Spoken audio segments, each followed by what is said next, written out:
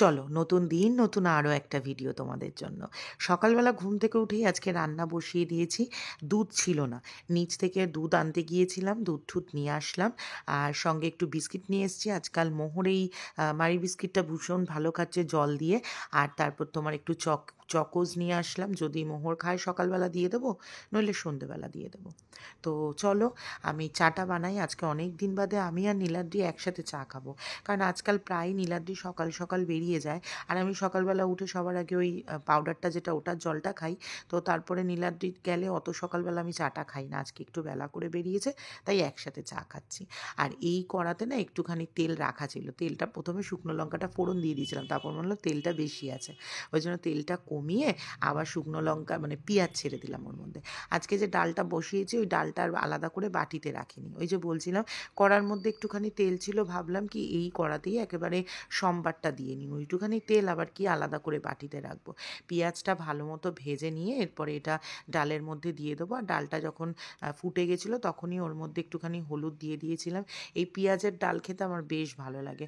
এক এক সময় আমি এর মধ্যে একটু কুচি কুচি করে রসুন দিয়ে দিই, তবে আজ আর রসুন টসুন দিইনি, আজকে নর্মালি করলাম। এরপরে একটুখানি নুন আর মিষ্টি দিয়ে দেবো, ব্যাস পেঁয়াজ দিয়ে মুসুরির ডাল হয়ে যাবে। আমার দিদা কাকি এই ডালটা খুব ভালো বানায়, ওই টেস্টটার মতো আমি অত ওরকম বানাতে পারি না। তারপরে আবার এই কড়ার মধ্যে একটুখানি তেল দিয়ে বেগুন ভেজে নিচ্ছিলাম। এই শীতকালে কিন্তু চাক চাক বেগুন খেতে ভীষণ ভালো লাগে। আমার মা আবার মাঝে মাঝে বেগুনগুলোর মধ্যে ডিজাইন করে দেয়। আর এখানে আজকে একটু অন্যরকম সব রান্না করব। ফুলকপি সর্ষে বাটা করব বলে ফুলকপি কেটে রেখেছিলাম। আসলে আজকে অনেক দিন বাদে মনে হলো যে অনেকে কমেন্ট করে একটা ভেজ আইটেম দিতে, যদিও মুসুর ডালটা তোমার ভেজের মধ্যে যায় না, তাও ডাল তো প্রপার ভেজ তো আমরা করছি না। আর মা মুগ ডালটা না খুব একটা বেশি খেতে চায় না, ওই জন্য মুসুর ডালটা করে দিলাম। আর এখানে করছিলাম ফুলকপির সর্ষে বাটা। ফুলকপিগুলোকে একদম একটু বেশ বড় বড় সাইজ করে কেটে নিয়েছি। তারপরে এটাকে একটুখানি ভালো মতো ভেজে নেব। তারপর যখন একটু ভাজা হয়ে যাবে ওর মধ্যে দিয়ে দেবো একটুখানি হলুদ আর সর্ষে বেটে সর্ষে বাটার যে জলটা ওটা এর মধ্যে দিয়ে দিয়েছি। নুন মিষ্টি দেবো, নামানোর আগে একটু সর্ষের তেল দিয়ে দেবো, বাস হয়ে যাবে।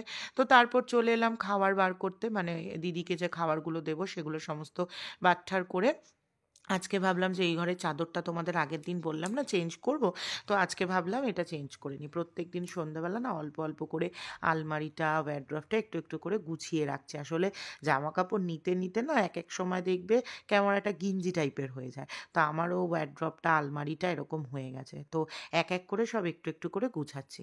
এই তো দেখো মোটামুটি পরিষ্কার হয়ে গেছে, সর্ষে বাটাটাও হয়ে গেছে, ডাল বেগুন ভাজা হয়ে গেছে। এখানে করছিলাম মটর ডালের বড়া। মটর ডালটা কালো জিরে দিয়ে একটুখানি ঘুরিয়ে নিয়েছি, এর মধ্যে একটু হলুদ, অল্প একটু লঙ্কার গুঁড়ো, জিরের গুঁড়ো, ধনের গুঁড়ো আর অল্প একটু নুন মিষ্টি দিয়ে দিয়েছি। দেখো ভালো এরকম করে মোটামুটি ব্যাটারটা বানিয়েছি, ব্যাটার না এটা, মটর ডালটাকে মেখে নিলাম। এরপরে এক এক করে মানে বড়ার মতো করে ভেজে নেব। এই বড়াটা আমি একেবারে ভাজবো। মা আবার আজকে মোচা কেটে রেখে গেছিলো আগের দিন, তোমাদের দেখিয়েছিলাম। আর ওই মা আবার খুব সুন্দর করে জানো তো মোচা দিয়ে তোমার ডালের বড়া দিয়ে একটা তরকারি করে। আচ্ছা আমি তো একভাবে কথা বলি, তো কথা বলতে বলতে দেখবে মাঝে মাঝে না একটুখানি কথা বলতে আটকে যায়। তো আমাকে একজন বলেছে ঠিকঠাক উচ্চারণ করতে পারো না, ভিডিওতে সাউন্ড দিচ্ছ কথা বলতে পারো না, মাঝে মাঝে হয়ে যায় গো, একটু না হয় অ্যাডজাস্ট করে নিও, মনে করবে যে তোমাদের সাথে বসে তোমাদের কোনো কাছের লোকই গল্প করছে। তো যাই হোক, তারপরে এখানে দেখো তেলের মধ্যে বড়াগুলো এক এক করে দিয়ে দিচ্ছি। আচ্ছা অনেকে বলে ডালের বড়া করার সময় নাকি ডালের বড়াটা শক্ত হয়ে যায়। বড়াটা হালকা তেলে দেবে, তাহলে বড়াটা মুচমুচে হবে।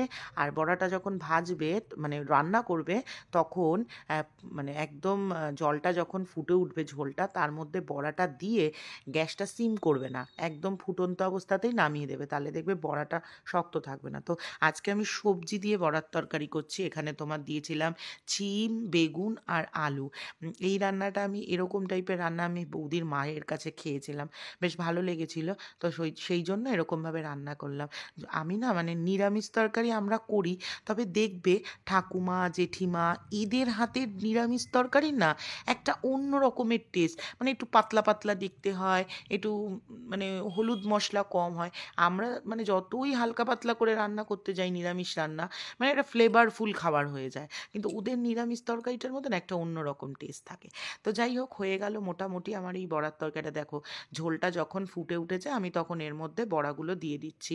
আর এই বড়াটা দিয়ে মানে একেবারে ভালো করে টকবক করে ফুটে উঠেছে, আমি তারপরেই নামিয়ে দিয়েছি। আমার বড়া কিন্তু মানে যখন আমি রান্না করি কখনোই হয় না যেরকম শক্ত থেকে যায়। আগে যখন করতাম প্রথম যখন রান্না করছিলাম তখন এরকম হতো। আর আমিও জানো তো এক্সপেরিমেন্ট করতে করতে রান্না শিখেছি। তো চলো দেখিয়ে দিই, রান্নাবান্না তো হয়ে গেছিলো। এরপর আমি জিমে চলে গিয়েছিলাম। এখানে দেখো কি কি আছে। এখানে আছে ডাল, তারপরে বেগুন ভাজা, এই হচ্ছে মায়ের সেই বিখ্যাত মোচার ঘন্ট যেটা অসাধারণ খেতে লাগে, মা খুব ভালো বানায়। এটা হচ্ছে ফুলকপির সর্ষে বাটা, আর এই হচ্ছে গিয়ে শিম বেগুন আলু দিয়ে বড়ার তরকারি। অবশ্যই ট্রাই করো তোমরা, যারা খাওনি কখনো, খুব ভালো লাগবে। নামানোর আগে আমি একটুখানি ধনেপাতা দিয়ে দিয়েছিলাম। এই তো মোটামুটি আমার দুপুরের খাবার। আর তারপরে আজকে জানো তো এই বছর হয় না প্রত্যেক বছর আমরা কিছু রেজুলেশন নিই, আমিও এবছর নিয়েছি যে আমি আর একটু ডিভোশনাল হব, আমার ভক্তিটা আর একটু বাড়াবো। বেশ কয়েকদিন গীতা পড়া বন্ধ রেখেছিলাম, তো আজকে থেকে ফাইনালি আবার শুরু করলাম। মনে হলো যে নিজেকে আজকে গীতা পড়তে গিয়ে বড্ড মানে গিল্ট ফিল হচ্ছিল যে এত ব্যস্ত হয়ে গেলাম যে সারাদিনে অন্তত 10টা মিনিট ভগবানের জন্য বার করতে পারছিলাম না। তো আজকে থেকে এই জন্য আবার শুরু করলাম গীতা পড়া। আর এখানে মোহরকে দিনের বেলা চকোসটা দিইনি, সন্ধেবেলা দিলাম দুধ আর চকোস। এই দুধ চকোস ও খেয়ে নিই, তারপর আবার পড়াতে বসাতে হবে। তো এই হচ্ছে গিয়ে কাজ আমার। সারাটা দিন বিশ্বাস করবে না কীভাবে যে কেটে যায় না, আমি এক এক সময় ভাবি। এই জন্যই আমি বলি যে আমরা একটা এমন রুটিনে অভ্যস্ত হয়ে যাই না, এই রুটিনটা যদি দুদিন অফ যায় খুব প্রবলেম হয়। এই দেখো এখানে মোহরকে পড়াতে বসিয়েছি, আর পিছনে দেখছো জামা কাপড়ের লাট নিয়ে বসেছি। আজকে মোহরের তাকটা গুছাবো। একদিকে মোহরকে একটু পড়াচ্ছি, আবার লিখতে দিচ্ছি, আবার জামা কাপড় ভাঁজ করছি। এই যে তোমরা ভিডিওটা দেখতে পাচ্ছ 20 সেকেন্ডের, এটা কিন্তু আমি প্রায় 1.5 ঘন্টা ধরে করেছি।